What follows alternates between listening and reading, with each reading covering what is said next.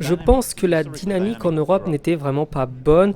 Nous devions de nous aligner sur ce qui se fait dans les autres pays et nous n'étions pas allés assez loin dans les démarches, dans les réformes.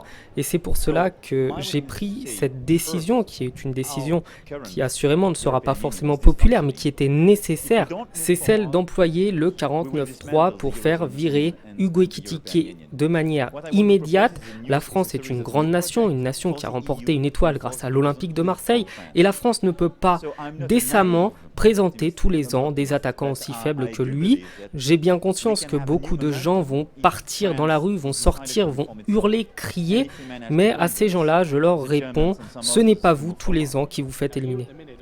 Et Monsieur le Président, est-ce que vous pourriez nous parler du sujet qui fâche Layvin Kurzawa? Parce que lui aussi est là depuis des années.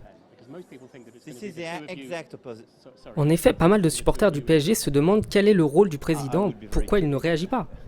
Eh bien, ça c'est un sujet très particulier. Layvin Kurzawa, je ne souhaite pas qu'il parte car il rapporte énormément d'argent en impôts.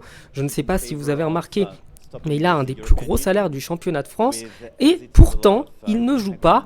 Alors mon cœur de supporter et d'amoureux du foot me dit de le virer, mais je suis président et je dois gagner de l'argent.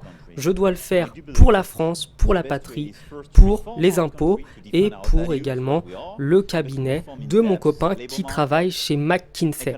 Vous savez, c'est très important d'avoir de bons amis. Et en général, il vaut mieux être ami avec les gens qui ont le pognon. Et comme le disait le regretté roi Léo Dagan, on peut douter de tout dans la vie, sauf de la nécessité de se retrouver du côté des gens qui ont le pognon. C'est ça que je souhaite dire aux Français aujourd'hui.